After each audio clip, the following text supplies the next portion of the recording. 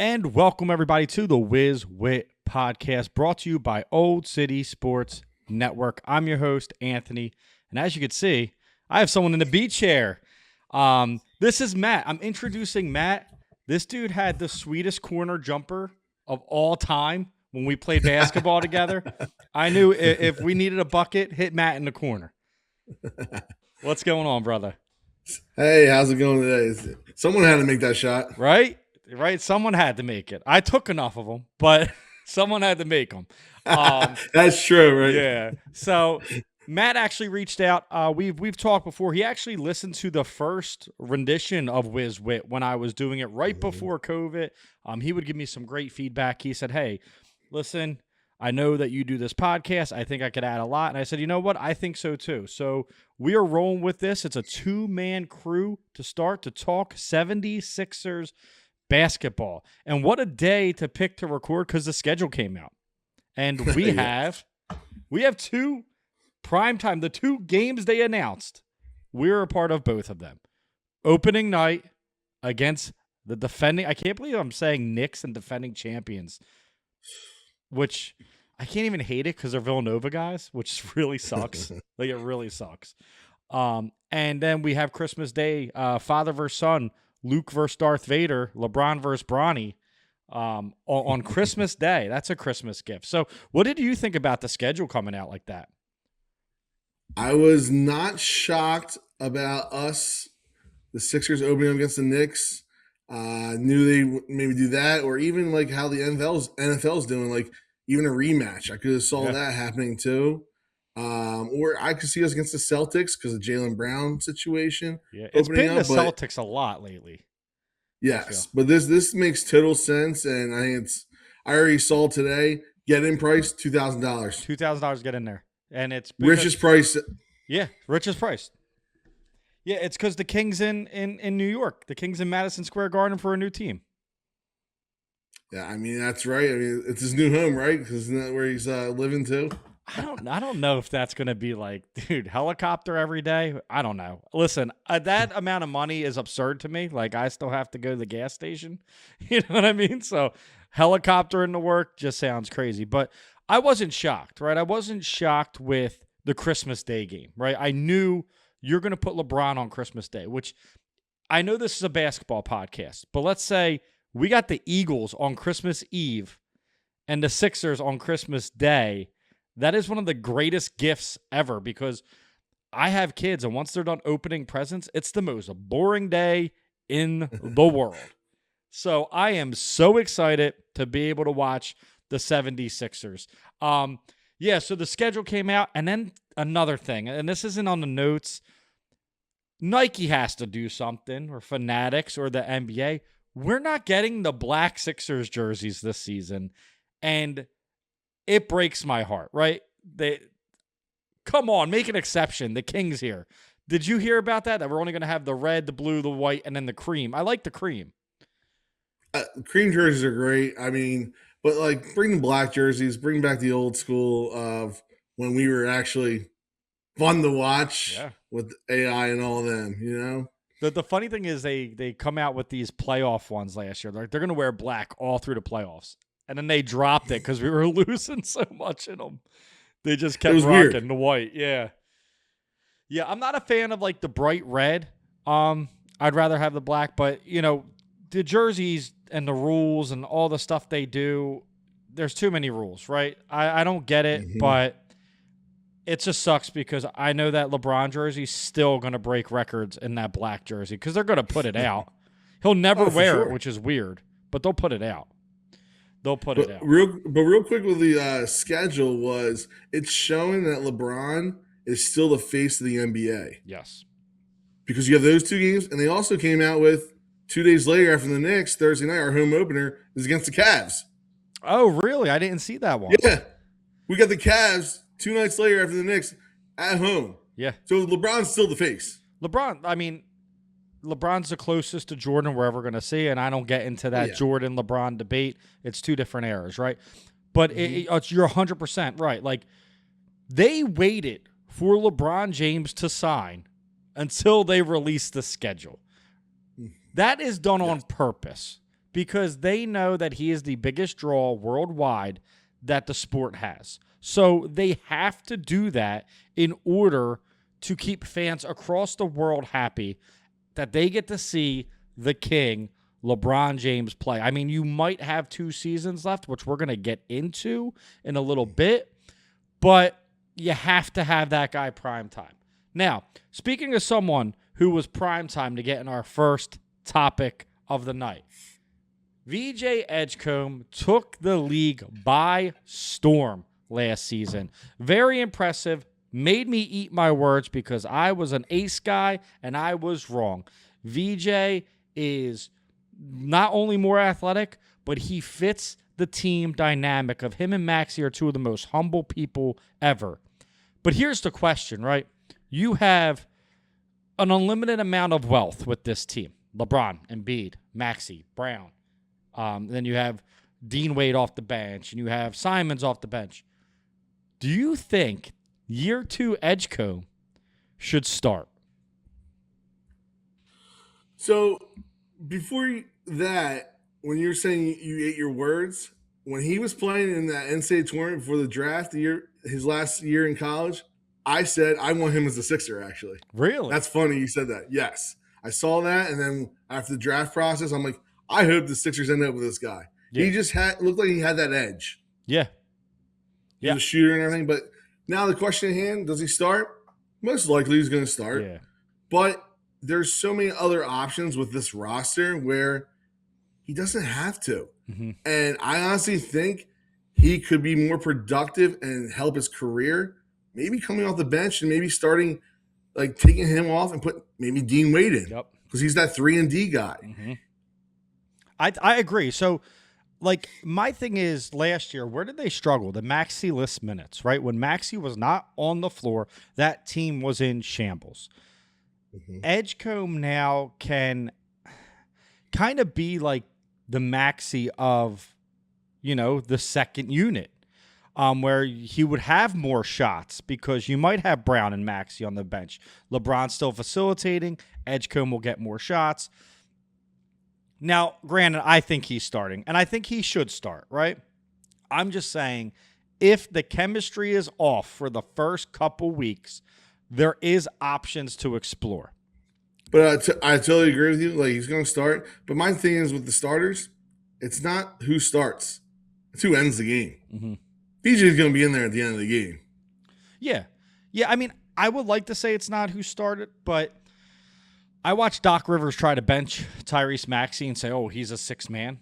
And that drove me absolutely up a wall because they're meaningful minutes when you start. They set the pace. And I think with his athleticism and, learning, that's what I'm big on is this kid is under 23 years old. Let him learn. He has LeBron, he has Brown, he has Embiid, he has Maxey. You're only going to learn if you play with them, if you experience what it's like to play with them. Now, I'm not saying, he has to have every minute on the floor with them, but I think it's a great nod of confidence to a young player if they say, we trust you. Now, Dean Wade to me is your power forward. I know they say LeBron's at power forward. LeBron's going to be your point guard. Dean Wade is your power forward. So I'm interested in the rotations because we know Nick Nurse is weird with rotations. We saw it last season. Maxey always started the second quarter on the bench. Nick Nurse needs to be better at rotations with this lineup because there's too much talent. You can't have the guy that you're bringing in to help rebound 3-and-D, Dean Wade, on the bench when last year we got killed on the glass. I mean, absolutely decimated on the glass all season long. No, I totally agree with that. But it's just with the roster they're putting together, I think it doesn't matter almost. Like, you're going to have that second team where you could take Brown and Maxey out, and now you're going to have LeBron with KCP, with VJ, with Simons and the rookie.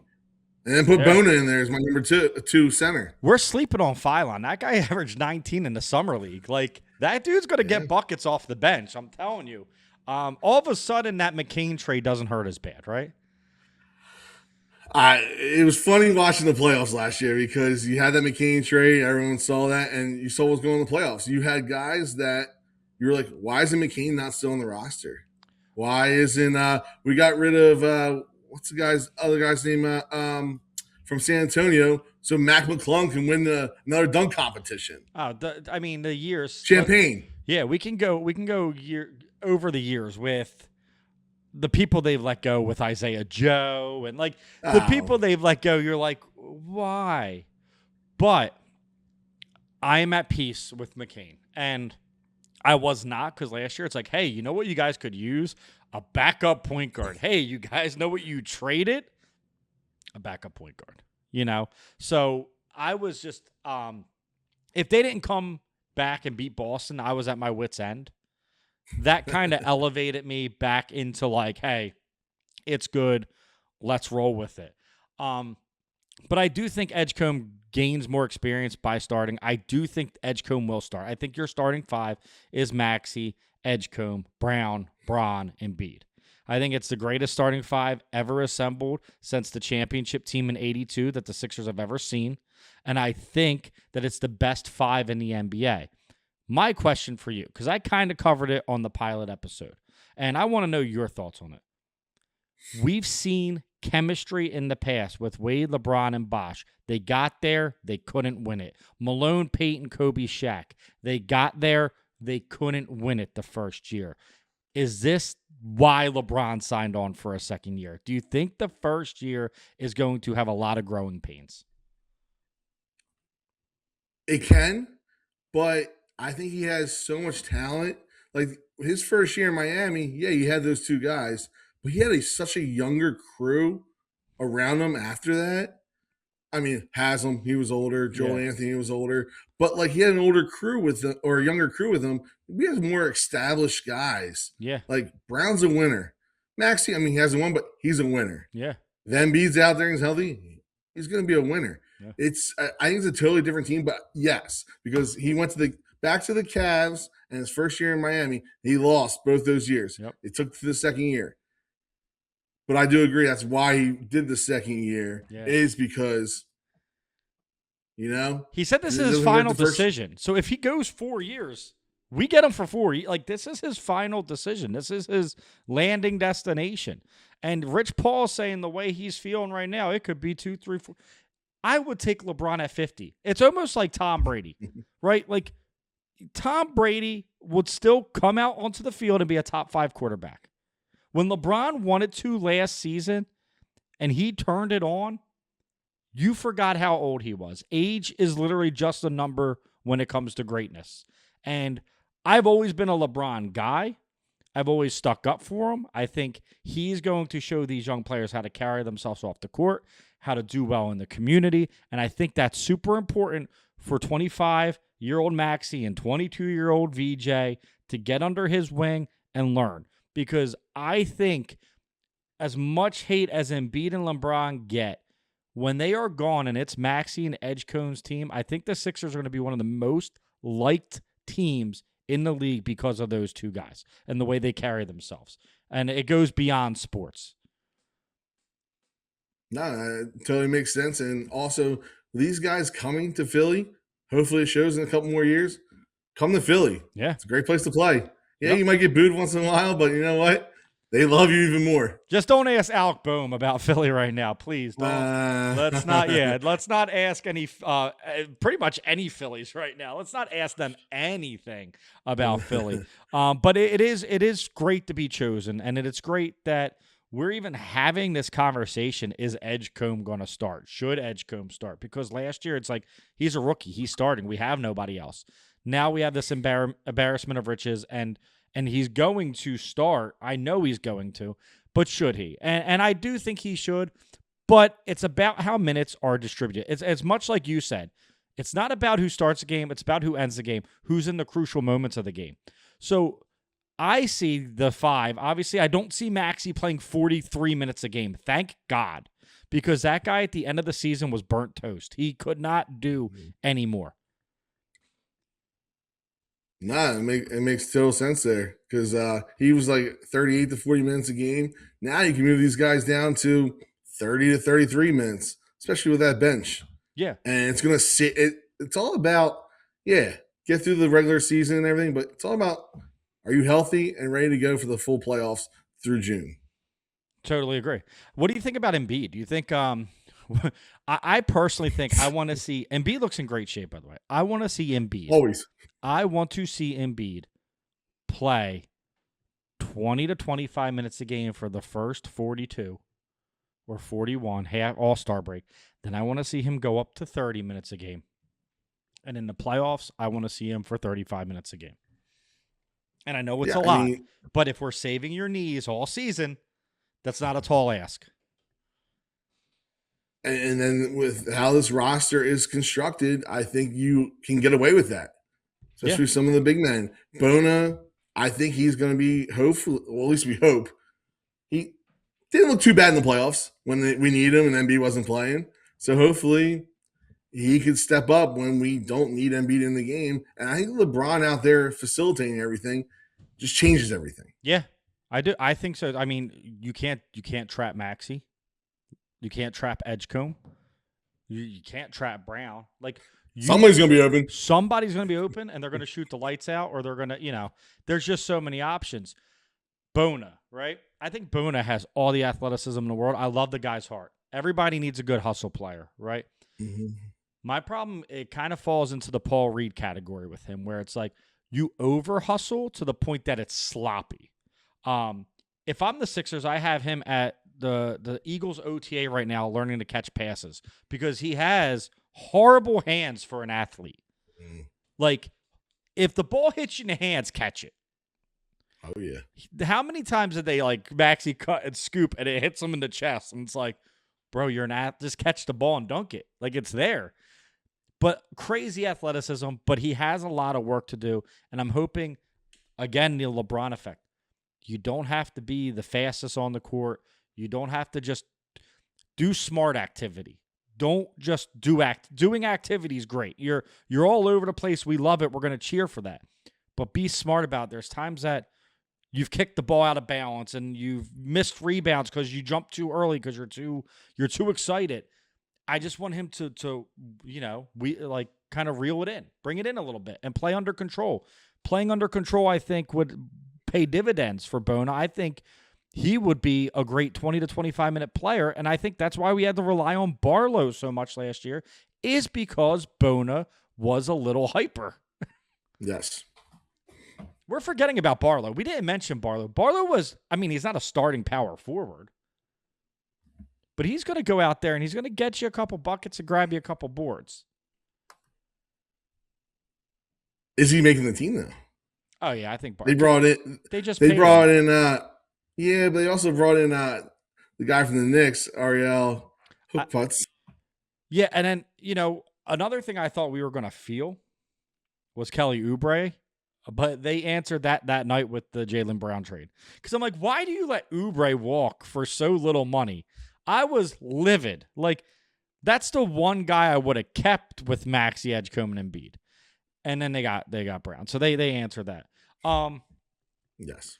Do you think Nick Nurse can keep everyone happy with the minutes? Do you think that's going to be? I think, personally, I think so. Because these guys are exhausted probably still.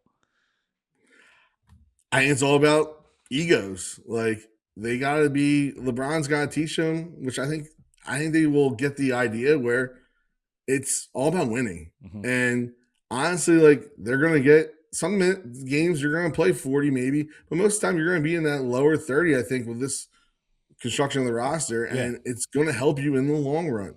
And they just got to get that idea in their head, and I think Nick Nurse knows how to play with a bench.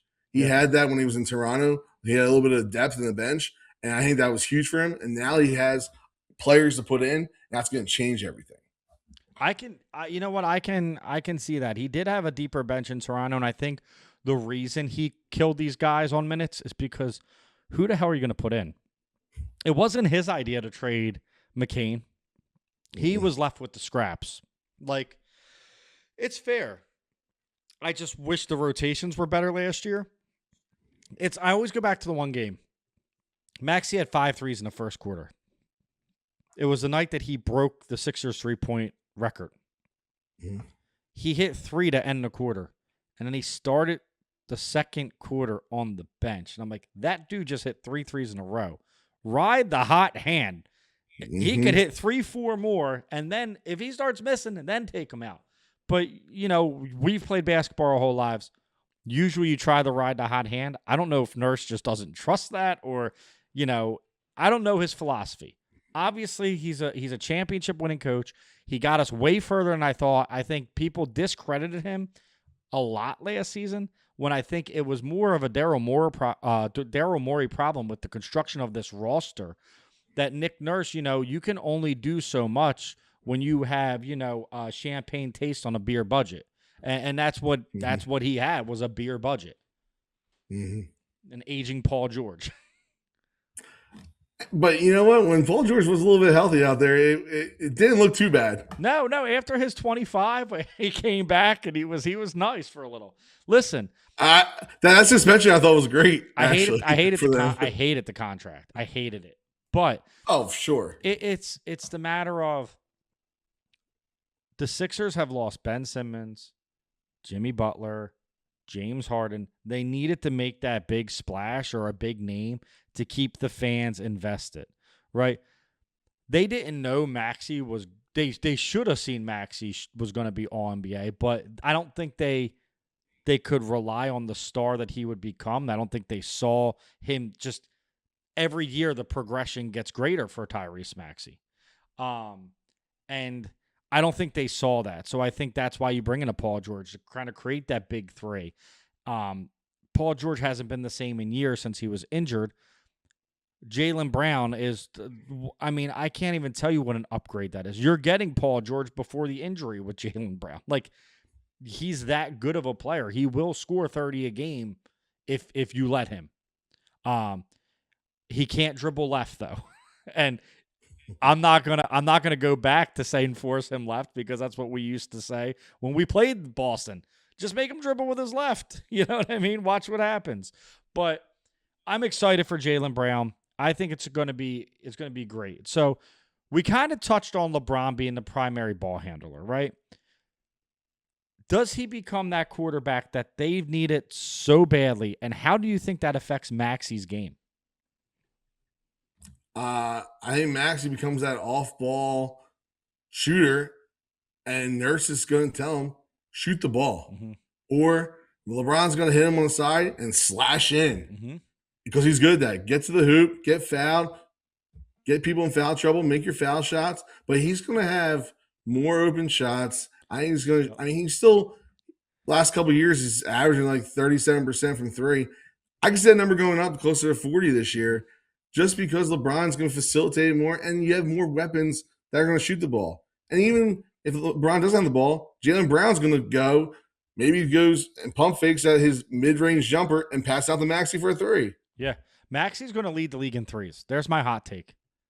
Okay. Maxey's going to lead the NBA in three-pointers this year.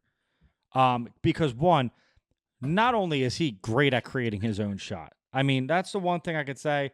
Harden might not worked out, but man, he taught Maxey that step back, and Maxey learned every bit of it. And not only can he create, but like last year, he did not get to shoot open that much, right? There's always people jumping in his face because they knew it was coming because they know if you shut down Embiid and Maxey, they can't beat us. And if Embiid's not on the floor, we'll let the rookie beat us with Edgecombe. That's their game plan, right? Now, sometimes it worked in our favor when Edgecombe would go off. But having Maxey have these wide open or one-on-ones, Maxey one-on-one, you cannot cover that guy one-on-one. He's either going to blow past you or he's going to act like he is and then hit you with the step back. It is going to be so fun to watch. And Maxey, to me, took that leap as a point guard last year, and I was very proud of his game and his development to average 6.6 assists a game. I think is a testament to how hard he works because he is not a point guard. He has always been, always will be, an off guard who scores. He is your scorer, and they had him facilitating, and I think he did pretty well with that last year. But now with LeBron, that's next level. That's next level. You have one of the best passers we've seen in the last 15 years running your offense. Yeah, I mean, he averaged like 6 to 7 assists a game. I would be surprised if he averages more than 4.5 assists a game going forward. Who, Maxi? But it makes sense for this Yeah. offense. Yeah. Yeah, I think you see Maxi. I think you see his steals go up. I Oh, yeah. think I think you see his steals go up on defense. I think you see his assist drop. You know what stat I think goes up to? Rebounds. Oh, yeah. I think you see rebound because they have a better, quicker team with Jaylen Brown can rebound and Embiid can rebound. I think that the guards are going to crash down a little bit more, Edgecombe and Maxey, because there's going to be so much emphasis on box LeBron out, box Embiid out. It's almost like when you play the Knicks, you know Josh Hart's getting the boards because they're worried about getting Karl Anthony Towns boxed out and somebody's crashing. I think Nurse should do that. I think it's going to be beneficial for Maxey and Edgecombe to crash the boards because they're not going to want Brown and Embiid or Bron to get them. But then, as they're getting boxed out or they're boxing out, you have the guards that can fly in and grab them. So I think it's going to help Maxey defensively because, one, he is not our strongest defender. And last year, he made a leap in steals, but I think now with LeBron and Jaylen Brown, they're two great defenders. I think Edgecombe is a tougher defender than Maxey. He's going to play you harder. He's going to ride you harder. And then I just hope Embiid can jump. Well, on the ball with Edgecombe for sure. But you guys got to remember, we now have LeBron, who's probably the best off-ball defender in the league still. Mm-hmm. Like, he just sees the court so well at all times where even on defense, he's going to add to our steals every game. Oh, yeah. Well, and then he's going to hit Maxey for a layup or a dunk. Exactly. LeBron steals it. Who's keeping up with Maxey or Edgecombe? Like, it's going to be a lot more athletic. And that's Paul George was great at what he does, but Jaylen Brown is a better athlete than Paul George, right? For sure. LeBron James at 42 is still a top 15 athlete in all of sports, right? Yes. Agreed. The question mark has been Embiid. It will be Embiid. But I keep telling people Embiid at 50% because we saw it last year. When Embiid played, he dropped 30. Like it was nothing, right? Like it was easy to him. Imagine how easy it's going to be when you have LeBron, Maxey, Edgecombe, and Brown. One thing I want to see with Embiid, and I don't know if you've noticed this as a Sixers fan, when I sit back and I watch Joel Embiid and I watch Jokic, the thing that's missing that I think makes Jokic the better player is his inside-outside passing. The ball goes in, the ball goes out to his shooters. Embiid felt more like a black hole last year. Ball went in, he's throwing up some crazy stuff. You don't have to do that this season. And if you do it, I would like Nurse to be like, yo, that's not how we're doing it. You have Simons, who shoots 40% from three. Maxey, who almost shoots 40% from three. Wade can hit the corner three. Brown, Edgecombe. LeBron got better. Like, it's like a Vince Carter story with him. Like, he never could shoot the three, and now he can. That ball better go back out to the three-point line if they collapse on you. Make the smart play. Make the right play. I didn't see that enough from Embiid last year, especially in the playoffs. Oh, no. Once that ball got down there, he was, especially when he was hot, you weren't getting that ball back. But also the thing is, if he doesn't and he wants to keep forcing things, can you just think about just put LeBron as the big man, put Dean Wade in, and take Embiid out? LeBron posting up and just passing out to those guys. I think that's a rotation. When we were talking about rotations, I was gonna ask, like, do you think LeBron goes to the 5 at all? I can He's see got a little bit, right? Why not? There's some teams with smaller players with their tallest guy, maybe 6'10", 6'11". LeBron's fine there. LeBron can cover anybody, but you could also move Wade down to the center too. Sure. I'm very excited with this roster. This is the deepest roster we've had. Adding KCP and having Phylon, which at first I'm like, why are we drafting a point guard? We just got rid of a point guard. Different kind of game. Although I think I can just dream about what McCain could do with LeBron kicking it out to him. Phylon is more of a shot creator, which you need for your second unit. We saw how much that slacked last year. We couldn't get our own shot to save our lives. So that's why they made that. Gansey has done a great job constructing this team. And I'm actually going to go into something that I have. I'm going to flip-flop one of our things because as I'm talking about roster spots, it seems like the Sixers have one vet minimum roster spot left. Rumors are circulating, and there's pictures of him in the gym. Dude, is Ben Simmons an option? Could that be an option for this team? Before the Jaylen Brown and LeBron James stuff, they were talking about Simmons, and I was like, yes, because he can be put him down low. Yep. Facilitate, rebound. We don't need him to shoot in this line. Before, we needed him to be everything. You needed him to be LeBron. Now we don't need that. Yeah. Now we have the LeBron. Yeah. And if you think about it, I think Simmons everyone looks up to LeBron, but he loves LeBron. Yeah. He would learn so much, and I think that second team, or if LeBron's hurt for a couple of games, him in there would take over that role and help them. I think to him, this is my thing with Simmons. He caught a lot of crap, and some deserved, and some not so deserved. Stop passing the ball, dunk it. Yeah. It was one play. I mean, yeah, I know. I was so mad at him for years, right? But it was one play. And I think that play took away a great career for NBA fans, not just for Sixers fans, for NBA fans. Because I believe Ben Simmons suffers from Carson Wentz syndrome, where they have all the talent in the world, but once they get in their head, they become 1/10 of the athlete, maybe 1/50th of the athlete they should be. And I think we saw that, and I think then injuries compiled on Ben Simmons.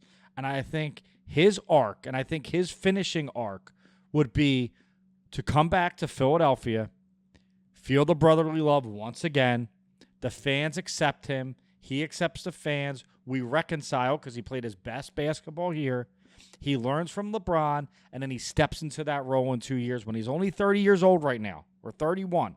He's not old, right? You got 4 or 5 more seasons left. You can backfill that LeBron spot after LeBron goes because the game is very similar. You can't shoot as well. We don't need you to.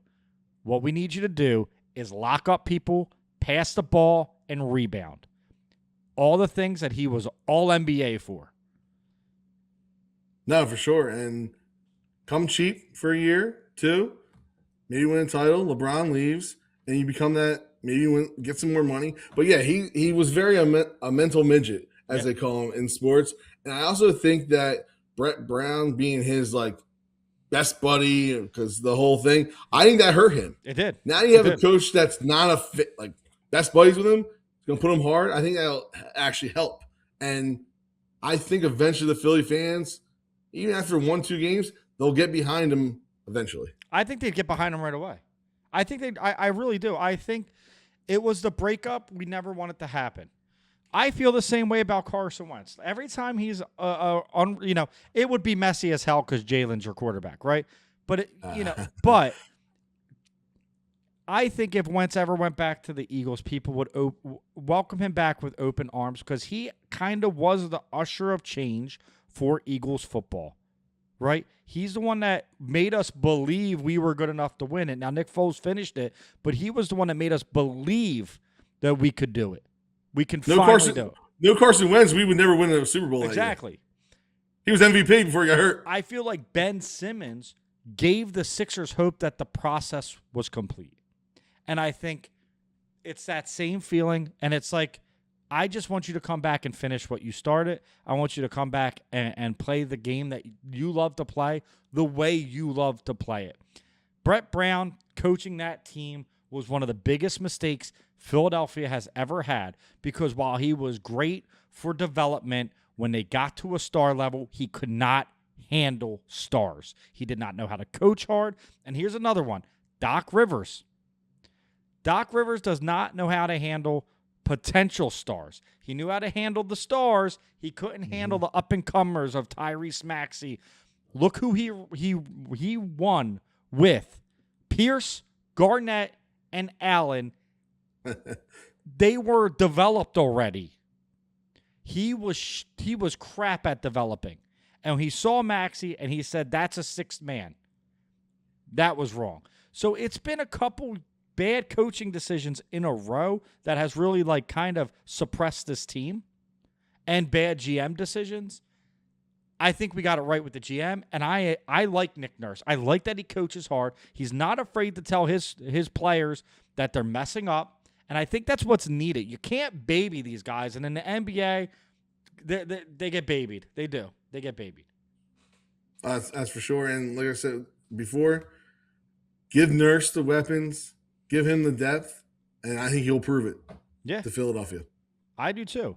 Now, do you think that we are the team that spends the most time on the floor this season? Because we have LeBron and Embiid, and both of them hit the deck. Yeah, Embiid's always going to be on the floor. Let's be honest. Yeah, he's a soccer guy at heart. They're like, hey, you got to fall because your knees. I'm like, I don't believe that at all. He falls. And I'm the problem with Embiid is he gets hurt even more because he falls. Yeah, I mean, and I listen, I have my thoughts on Embiid. I think when he's healthy and when he's locked in, he's one of the most dominant players I've seen since Shaquille O'Neal.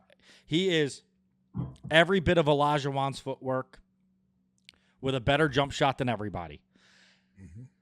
My problem is work ethic with him, which this year looks like it's going to be fixed. And two, you can't control this. The freak accidents.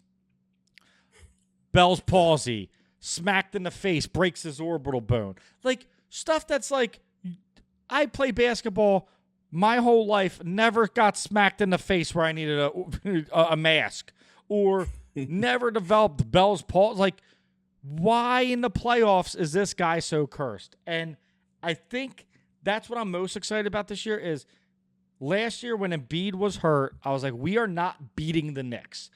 They're too good to beat. We cannot. If we beat the Knicks, we're going to the finals. But I didn't think we lined up with the Knicks because we needed a healthy Joel Embiid, because Karl-Anthony Towns is a great ball player. And this year, if Embiid has one of those freak injuries, next man up, because we have the depth. We have the other four starters. And it feels good to take the pressure off of Joel. And I think he'll thrive in that. Oh, that's for sure. Like, I just it all comes back to LeBron. His work ethic. He's just going to teach them the way. He's won it. We're bringing in a winner. We're bringing in an actual champion, and a guy like he took what that big pay cut. He went from $51 million to $4 million, $49 million or something like that was a pay cut. Or he could have got 56 and he took 4, so it was like 52. It's the biggest pay cut ever. Well, and what I call it is, it's the Tom Brady of NFL. Tom Brady always took a pay cut to get players. Always. And that's what LeBron's doing now, because you know what? He just wants to win. And why not? Isn't that the name of the game? That's how you cement your legacy. If LeBron wins, he's the first player to take 4 teams to a championship, because they had the Cavs, the Lakers, and the Heat. I still can't believe it. I'm driving around local today and I'm seeing all these LeBron jerseys. I guess they're coming in from Fanatics or China. DH Gate. Shout out to DH Gate. Definitely China. That's where I get mine. Shout out. I just got my Zegras sweater. I'm ready for hockey season 2. But we have LeBron James, which the excitement in the air is only go. You thought it was exciting that day. You wait till October 20th. In MSG, it's going to be unbelievable. It's going to be a storybook, like I can't even say ending, but just it's going to be that amazing. It's going to be a feature film for us Sixers fans, because it's something that's unbelievable. We've never had the biggest athlete in the world, maybe since Julius Erving. But he was in the era with Magic and Bird, and you could argue LeBron James is the biggest star in sports today.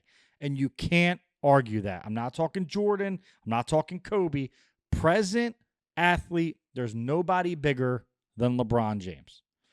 Maybe Messi in soccer, right? But we're You want going to go international and go yes. bring that in, maybe. But But yeah, we're totally going agree. our four major sports here in the States, no one's bigger than LeBron, and it's the first time we've ever had that. It's undeniable that we have the biggest athlete in the world in our city. What they say, it's going to generate like $400 million the first season. Like I mean, for like the local economy, it's going to go 450 million. he just changes everything, and it's just you just brought the best player, not the best player, but the biggest name to the best fans. Yeah. And they're just gonna just love him. Oh yeah. I mean, LeBron's going to. I mean, he's already decorated, but in Philly, especially if he brings a title abroad, the amount of LeBron tattoos you're going to see is going to be sickening. It's going to me. I'll probably rock with Maxie. I mean, listen, I'm a guy that called my shot. I named my dog Maxie, and he's turning 5 years old or turning 4 years old this week. Actually, 4 years ago, I got a puppy and I named him Maxie after Tyrese Maxey. I called that shot before Doc Rivers did. Okay. So I'll probably rock with that. But I'm so happy for the city because for the longest time, the Eagles were the gold standard because of one name, Howie Roseman. Yep. We have one in Mike Gansey. We have a real one. The way he carries himself, like this guy, he should have been in Philly long ago because he just seems like one of us. I love it. And he's young. That's what I love. Yep. The NBA is going to fear the Sixers for quite some time because they know Gansey will pull the trigger. Did we know Jaylen Brown was even available for Philadelphia? Especially not for us, like trading with Boston. I mean, it's kind of like when the Eagles made a trade with the Cowboys. It's similar like that. And who knows what's going on with the whole Toronto and Clippers trade. But like what we gave up compared to what the Raptors gave up to bring Kawhi back, if it actually happens. If it happens. That's nuts. Yeah, that's a whole different story. Yeah. Oof, I'm glad we don't cover Kawhi's teams because what the hell is happening in LA it's crazy. There's so much money. Didn't they find money off the books like 2 years ago too from like landscaping or something? There's something about the scoreboard and some money he was getting paid off from the scoreboard, and that's where his salary is coming from. Who knows? Unbelievable. Hey, but at least they were paying him and they weren't kicking it down the road like baseball, where Ohtani's going to get paid in 2070 for what he's doing right now, which is crazy. No, real quick. My favorite day of the year as a Phillies fan is I think it's July 1st. Bobby Bonilla Day for the Mets. Yep. He gets over $1 million from the Mets still till 2035, like 10 plus years. Yep, 2035. It's unbelievable. I love a happy Bobby Bonilla Day. Yep. You know, it's happened in baseball. I think, and this is where I think it's going to be huge, is I think personally that baseball is going to go on strike. This is the time for basketball next season, not this season. Obviously, baseball is going to end, but two seasons from now, the NBA could reestablish itself as the true number 2 sport. And I think baseball and basketball are always kind of neck and neck. If there's no baseball, I think hockey and basketball should just push. Because a lot of people love October baseball. If you're not against October baseball, I'd push the season up if I was hockey. Next year, like, hey, we're starting first day of September. Like, I mean, why not? Right? Don't get me wrong. Playoff hockey is all. Even if we just enjoyed that with the Flyers a little bit, but even when the Flyers weren't in it, playoff hockey is awesome. Hockey is just all. I mean, and I'm thankful that we have a nice young nucleus over there. Like, all we need is one star, right? Because there's a picture. I think it's McGraw, Jaworski, Irving, and Hextall. It's those 4. Or maybe it's Carlton, but I think it's McGraw. And it's those 4, and it's in the 80s, and they're chilling. And we need one star because we could do Hurts. We could do LeBron. We could do... Or Maxey. Yeah, but like as star power, you might even do Barkley, right? And then you could do for the baseball, obvious Bryce Harper. We need Connor McDavid. Come to Philly. Like, come on.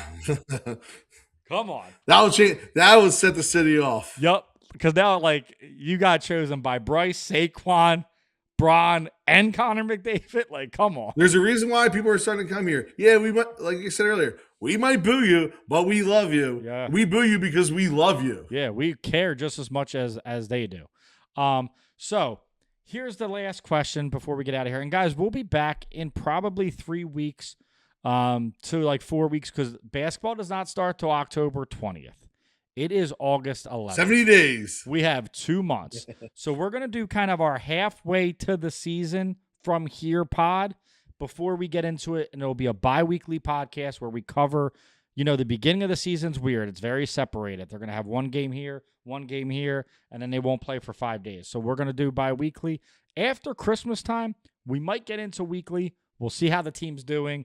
We'll see how everything's going.